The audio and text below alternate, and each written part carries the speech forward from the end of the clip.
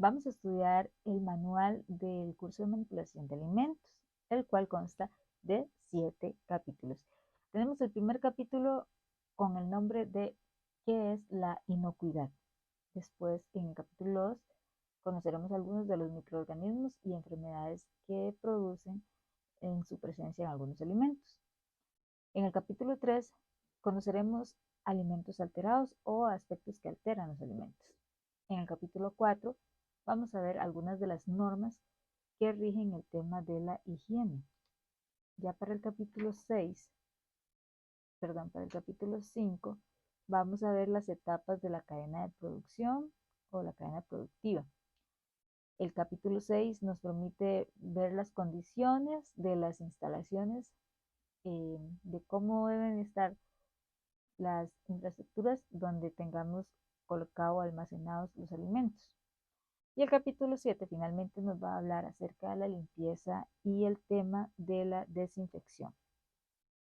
Referente al capítulo 1, vamos a estudiar algunos de los conceptos. Encontramos la inocuidad. ¿De qué se trata la inocuidad? Es una garantía de que cualquier producto que vayamos a consumir, a pesar de contar con una cantidad específica de microorganismos, esa cantidad no va a generar ningún daño a la salud de quien lo consume. Imaginemos hipotéticamente un vaso de leche. Entonces, ese vaso de leche sí tiene microorganismos a su interior, pero al tomarlo, esa cantidad no sobrepasa el mínimo, por lo tanto no va a generar algún malestar. Ahora, otro concepto que debemos diferenciar de la inocuidad es el tema de la seguridad alimentaria, porque eso ya tiene que ver con una responsabilidad que cumple el Estado para velar de que su población tenga acceso a la comida en proporciones nutritivas, etcétera, etcétera. Otro aspecto importante relacionado a la inocuidad es el concepto de calidad. La calidad tiene que ver con una capacidad sensorial de aproximarse a un producto. Vemos una galleta en un estante de mini super y la vamos a elegir si no está quebrada, si no está rota, si tiene colores agradables, si tiene algún aroma, mientras que si alguna de esas cualidades se vean afectadas, entonces ya decimos esta galleta no es de calidad. Entonces, aun cuando sí cumpla con la inocuidad, ya no se va a consumir igual, porque las personas van a buscar que así como garantiza que la presencia de organismos que tienen no afecta a la salud, también hay una parte estética. Bueno, aparte de esos tres conceptos, es importante revisar la diferencia entre riesgo y peligro. El riesgo, pensando en un tema de salud pública, es la probabilidad de que algo me pueda caer mal, de que si yo me tomo el vaso de leche me caiga mal. Eso es una probabilidad, es un riesgo. Pero el peligro es aquel en el que ya al ingerir yo ese vaso de leche, tengo adentro algún microorganismo de amenaza física, química o biológica. Entonces, ahí sería tratar con las consecuencias que provoca ese peligro, porque ya el peligro, o sea, ya hay algo malo adentro, pero estamos jugando al azar de que ojalá no nos afecte. Algunos de los peligros físicos tienen que ver con presencia de objetos extraños en los alimentos. Por ejemplo, que vayan a producir herida o contaminación. Hay algunas materias extrañas como los trozos de vidrio o de madera, algunas partes no comestibles de los alimentos, por ejemplo, trozos de hueso o semillas de las frutas. Eso nos puede generar un peligro físico. O sea, si nos comemos una semilla, de repente no notamos que nos genera alguna consecuencia, pero fue un peligro, porque entre más semillas consumamos, puede tener en riesgo el tema de la vesícula. Si consumimos vidrios, entonces se puede afectar los riñones y sucesivamente hay un peligro porque ya hay algo que va a causar tarde o temprano un daño. Veámoslo con los peligros químicos. Se tratan entonces de residuos químicos que tal vez se le aplicaron a la cosecha, en el cultivo de los productos para el control de plagas, pero en otras etapas, al estar en contacto con la fruta o la verdura o con la carne o con el producto que estemos tratando, puede generar una toxicidad, una contaminación mayor. Entonces, no es solo en el momento de cultivo, también en el momento de limpieza con los detergentes, por ejemplo, o los desinfectantes. Está el tema también de que las toxinas biológicas son un peligro químico. Hay que aclarar eso. Las toxinas son biológicas y aún así representan un peligro químico por cómo ellas afectarán la calidad de los alimentos. Luego tenemos ya específicamente, entonces, peligros biológicos, ¿verdad? En los peligros biológicos tenemos directamente la presencia de microorganismos. Cuando hablamos de microorganismos, entendamos que hay 4 grandes familias de microorganismos. Está la familia de las bacterias, que hay muchos tipos de bacterias.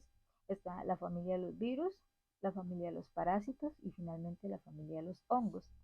Algunos de esos ejemplos son el caso de los agentes zoonóticos, eh, que pueden entrar en la cadena alimentaria. En esos, para demostrar que existen varios, vemos nombres como la brucela, la salmonela o la priones. La salmonela tal vez es más conocida porque es una de los peligros biológicos que se encuentran en los huevos. Luego tenemos otros que son, bueno, esos están presentes zoonóticos. Eso significa que es a través de los animales. Están los patógenos que se transmiten en los alimentos. Por ejemplo, escuchamos nombres como la listeria, la monocitogenes, la trichinela, toxoplasma, campylobacter jejuni, la yersinia y la enterocolítica. Son ejemplos de patógenos. Pero lo importante es saber que existen peligros biológicos, peligros químicos, peligros físicos. Sin embargo, es importante también, por cultura general, saber algunos de los nombres de los parásitos, de los patógenos y de los zoonóticos. Los repito, unos ejemplos de los agentes zoonóticos son la brucela, la salmonela y la priones. Esos son agentes zoonóticos de peligros biológicos. Biológicos son de seres que tienen vida. Entonces, por eso hablamos de que hay 4 familias: bacterias, virus, parásitos y hongos. Pero específicamente aquí estamos dando algunos ejemplos. En el caso de los patógenos, entonces decíamos que encontramos la listeria, monocitógenes, la trichinela, toxoplasma, campylobacter jejuni, la yersinia enterocolítica, por ejemplo. Y en los parásitos tenemos la Taenia solium, la Taenia saginata, Anisakis simplex y gusanos relacionados, entre otros. Entonces esos son los 3 peligros. Insisto, el peligro es porque ya está dentro y ahora va a generar un daño, mientras que el riesgo es solo una probabilidad de que, uy, eso me puede afectar. Ok, viendo el tema de quiénes son los responsables de la inocuidad, bueno, está tanto las personas manipuladoras, quienes trabajamos directamente con la fabricación, transporte, comercialización, etcétera, de los productos, pero también las personas consumidoras. En ese caso, las autoridades sanitarias van a verificar enfermedades transmitidas por los alimentos, que esto es lo que se llama ETA, enfermedades transmitidas por alimentos, y entonces ellos van a estar como fiscales de esos procesos en las diferentes condiciones sanitarias y también en las diferentes etapas, de la mano del reglamento y capacitaciones de personal. Entonces, hay un reglamento de servicios de alimentación al público y hay otro reglamento técnico a nivel de Centroamérica para la industria de alimentos y bebidas procesadas. Eh, Hay otro reglamento que tiene que ver con el otorgamiento del carnet de personas manipuladoras de alimentos, que en ese basamos este contenido. Luego hay una ley general de salud y una ley general del Servicio Nacional de Salud Animal. Eh, y se ve involucrado también el reglamento de construcciones y de gestión integral de residuos. Básicamente, eso sería el capítulo 1.